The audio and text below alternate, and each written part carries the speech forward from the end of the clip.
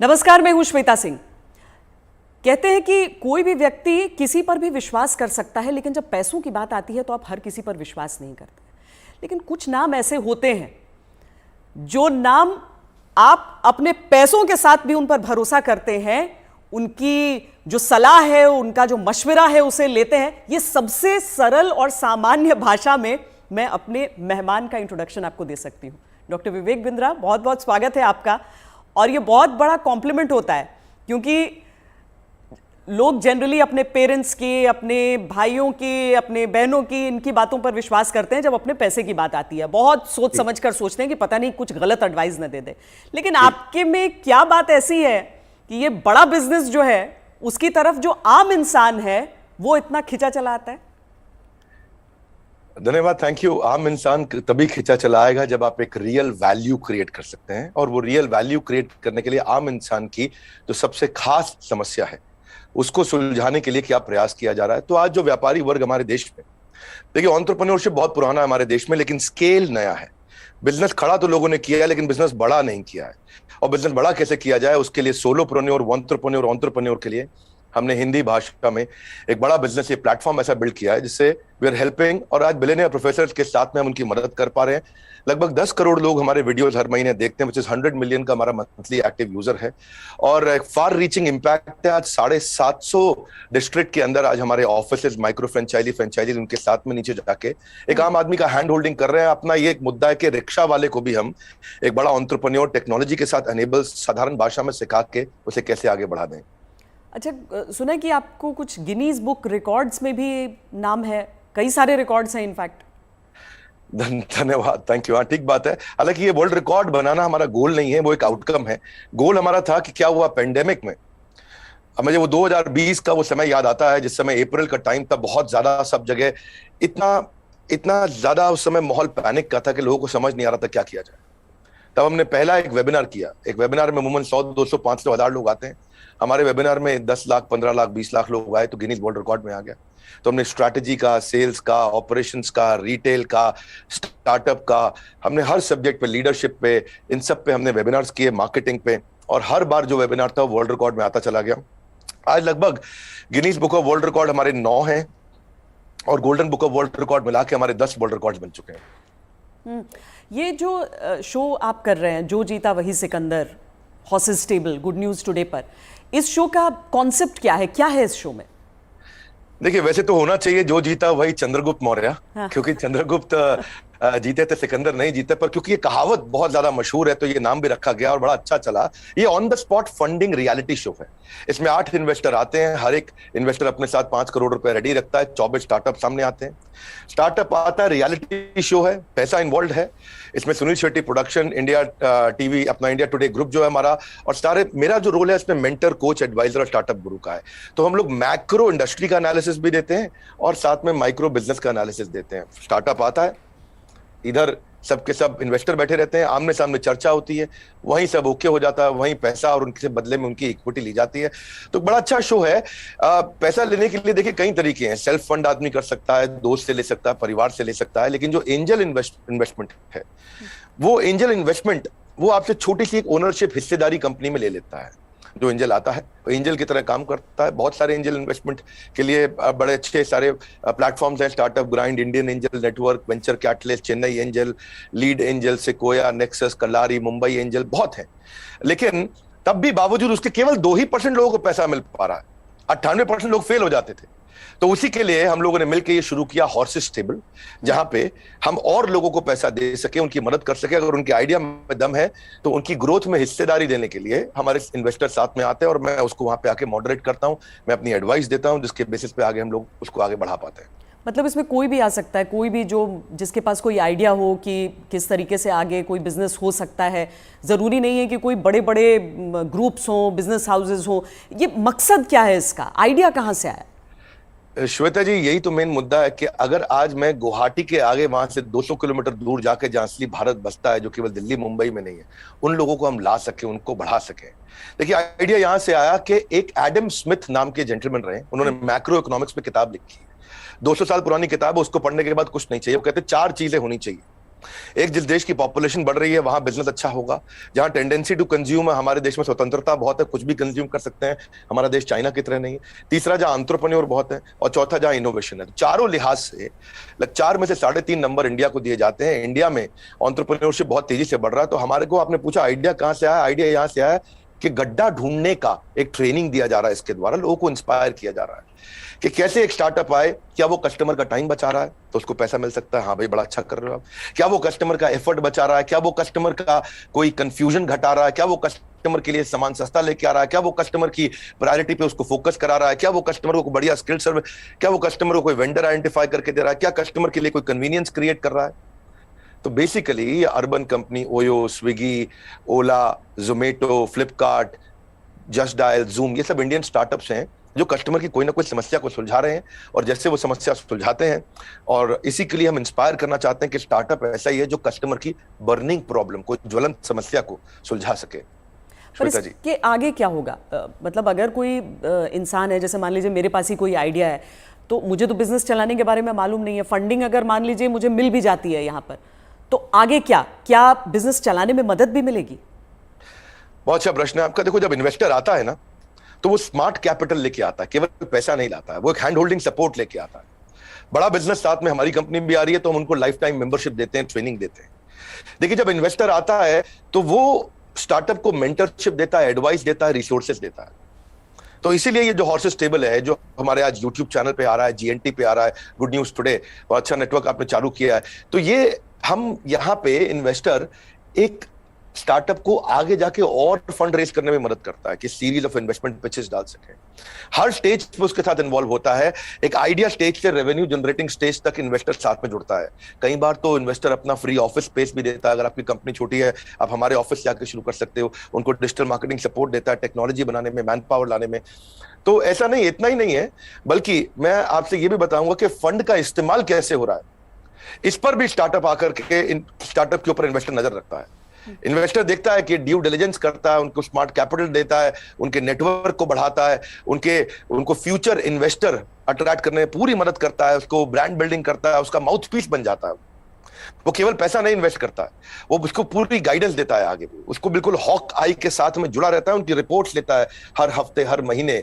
ऐसा नहीं कि जैसे लिस्टेड कंपनी तो क्वार्टरली रिपोर्टिंग करते हैं, इनसे तो हर महीने रिपोर्ट किया। तो स्टार्टअप पे कड़ी नजर भी रहती है कि वो पैसा कैसे इस्तेमाल कर रहा है, और उसको हैंड होल्डिंग करके सपोर्ट करके ग्रोथ के लिए भी मदद की जाती है। इसीलिए इसी लिहाज से हॉर्सेस टेबल एक रेवोल्यूशनरी कॉन्सेप्ट है जो आज जीएनटी के साथ बड़ा बिजनेस मिलकर के लेके आया है। ये बड़ी अच्छी चीज़ है, क्योंकि थोड़ा तो मार्गदर्शन भी चाहिए सबको, लेकिन नज़र भी रखनी ज़रूरी है। लेकिन एक थ्योरी ये भी है डॉक्टर विवेक बिंद्रा कि स्टार्टअप्स का बबल एक क्रिएट हुआ था, और वो जो बुलबुला है वो अब धीरे धीरे फूट रहा है। आपकी क्या सोच है इस पर?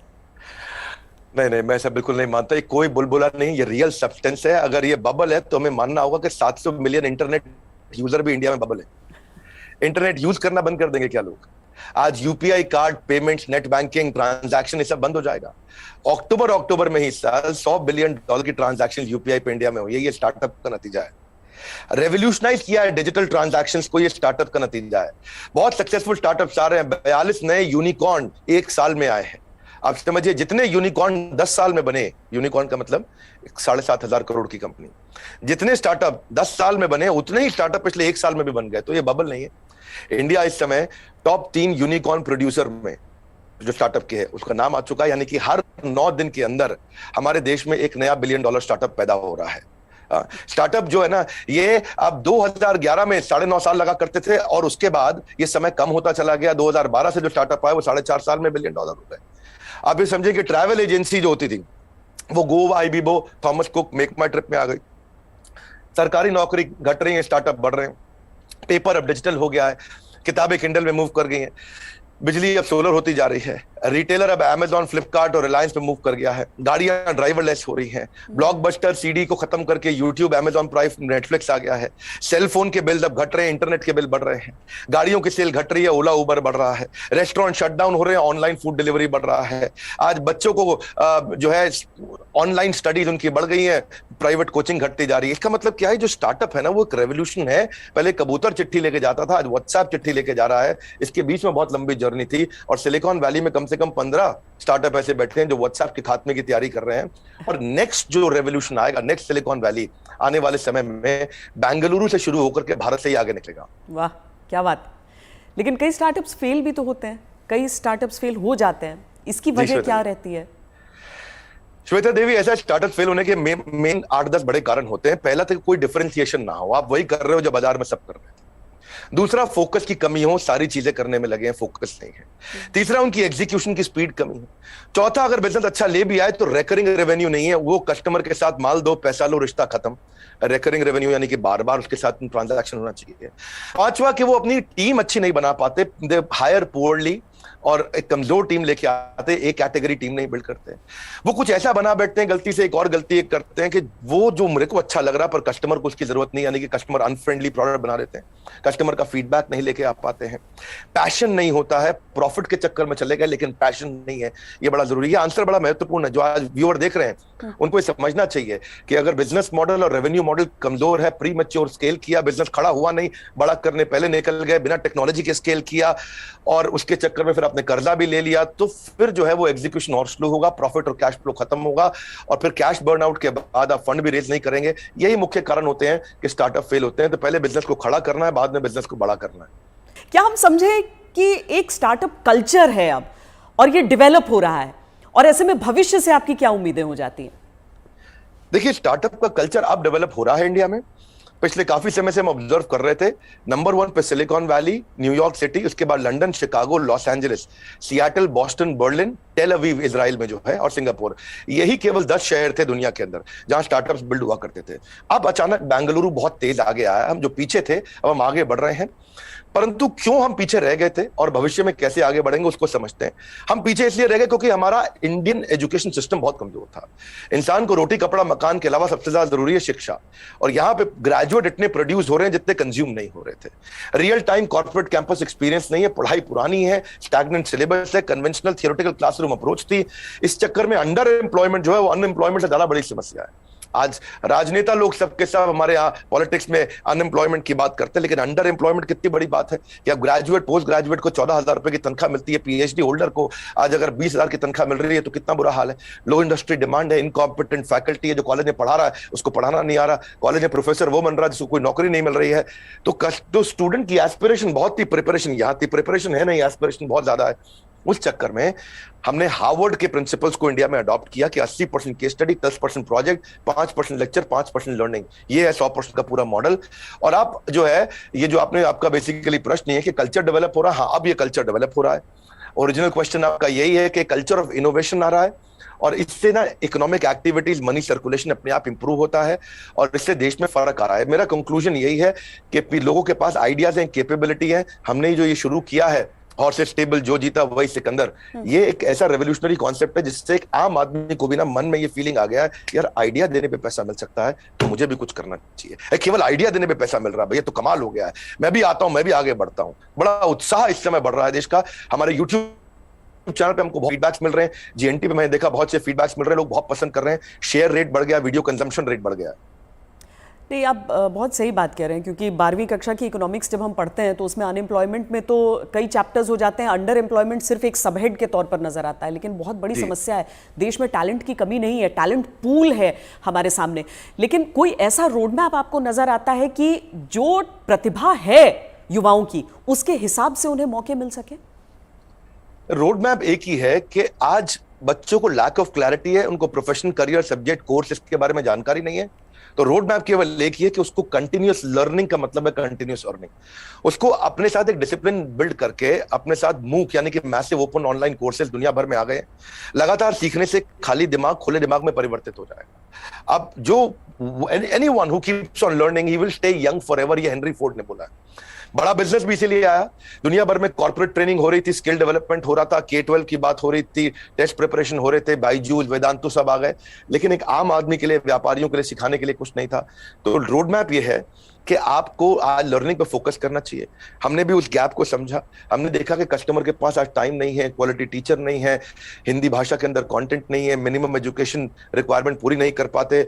आज MBA कॉलेजेस तो बहुत महंगे हैं, MSME के मेंटर नहीं है। तो मैंने उसके लिए हमने बड़ा बिजनेस चालू किया कि लोग आकर के सीखे। वहां क्या मॉडल है? Any time, anywhere, any device. कोई मिनिमम एजुकेशन नहीं चाहिए, वीडियो, वॉइस, वर्नाक्युलर, आपका टाइम हम सेव करेंगे ताकि आप सक्सेस मिले आपको इजी टू यूज कर दिया है।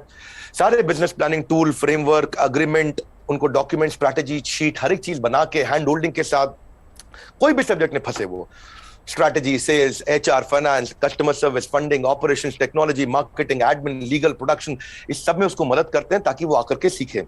तो बेसिकली रोड मैप ये है कि आदमी को सीखना चाहिए। हमने ऐसा किया है कि हमने 750 रुपए महीने पे एक एग्जीक्यूटिव एमबीए उसको कराना शुरू कर दिया है। 1500 रुपए महीने पे हमने एक अडल्ट को एमबीए कराना शुरू कर दिया है। सिखा कौन रहा है मेरे साथ? मेरे प्रोफेसर एक कैटेगरी है, केंटारो, Patanjali, Amul, Morgan Stanley, Somani, Apollo, Ford Motors, इन सबके चेयरमैन हमारे साथ जुड़े हुए सिखा रहे हैं। दैनिक भास्कर, लाल पाथ, शाओमी, एचडीएफसी लिमिटेड, जब इनके चेयरमैन एक अच्छा बिलियनियर प्रोफेसर आके सिखाता है और वो लर्निंग देता है और इतनी अफोर्डेबल प्राइस पे देता है, तो उससे रेवोल्यूशन आ रहा है। यही कारण है कि आज देश में बहुत सारे लोग हमारे साथ जुड़े हैं, जिसके कारण हम वो सीख पा रहे हैं, आगे बढ़ रहे हैं। तो रोड मैप सब लोग को मेरा एक ही मैसेज है कि अगर आपको अर्निंग बढ़ानी है तो पहले लर्निंग बढ़ानी होगी। क्योंकि अमूमन ऐसा होता है कि कुछ बड़े बिजनेस हाउसेस, हम सब टाटा बिरला को देखते हुए बड़े हुए, लेकिन वो मोनोपोली है इतना भी समझ में आया, कुछ कठिन शब्द लोग सीखते गए, लेकिन इतना भी साथ में सीखा कि सारा कंट्रोल इन्हीं के हाथों में रहेगा। लेकिन क्या ये स्टार्टअप कल्चर जो है वो बिजनेस डाइवर्सिफिकेशन में मदद कर सकता है? श्वेता देवी, अब जमाना बदल गया है। पहले $1 बिलियन कंपनी बनाने में जो 50 साल लगते थे, 5 साल में बन जाती है। जो हमारे यहाँ टॉप रैंकर सबसे बड़े अरबपति 1950 में थे, उनमें से अब कोई दिखाई नहीं पड़ता है टॉप अरबपति की लिस्ट में हमारे देश में। अचानक जमाना बदल गया है। इनफैक्ट सन 2000 तक भी Naukri.com, मेक माई ट्रिप, इनको 14 साल लगे $1 बिलियन कंपनी बनने में। पर आप उसके बाद देखिए, फ्लिपकार्ट, पॉलिसी बाजार, जोमेटो आया तो इनको 14 साल नहीं लगे, ये 8.5 साल में $1 बिलियन हो गए। पर उसके बाद में देखिए, नाइका, ओयो, उड़ान और ओला इलेक्ट्रिक आया, ये 2 साल 3 साल में $1 बिलियन कंपनीज हो गए। तो अब जो है वो कॉर्पोरेट्स की बपौती नहीं रह गया है बिजनेस। अब पहले हुआ करता था कि बड़ी मछली छोटी मछली को खा जाया करती थी, आज बहुत सारी छोटी मछली मिलकर बड़ी मछली को खा जाती हैं, और उसी रेवोल्यूशन में हम कंट्रीब्यूट कर रहे हैं साथ में। डॉक्टर बिंद्रा, बहुत मज़ा आया आपसे बात करके। और एक चीज़ मैं कहूँगी कि आमतौर पर क्या है कि ये बिजनेस के कॉन्सेप्ट्स जो हैं उसमें अंग्रेजी का इतना इस्तेमाल होता है कि आम लोग कनेक्ट नहीं कर पाते हैं। आंकड़ों का इतना इस्तेमाल होता है कि लगता है कि यार ये तो हमारे बूते की बात नहीं है। आप इतने सिंपल तरीके से समझाते हैं, मुझे लगता है इसीलिए ऐसी चीज़ों पर भी लोग आपकी बात को समझते हैं, आपकी बात को मानते हैं। और ये जो जी, हर एंकर के साथ भी उतना अच्छा नहीं लगता जितना श्वेता देवी आपका इम्पैक्ट है और आज तक का इम्पैक्ट है। मैं तो मतलब मानता हूं उस बात को कि आज तक जितना न्यूट्रल और जितना अच्छा चैनल रहा है, और खास तौर से जो आपने इन्फ्लुएंस क्रिएट किया, तो आपको बहुत बहुत बधाई, धन्यवाद। आपने इतना समय लगाया आज लोगों को इन महत्वपूर्ण पहलुओं पर हम चर्चा कर सके। Thank you so much, thank you so much. धन्यवाद श्वेता देवी, थैंक यू।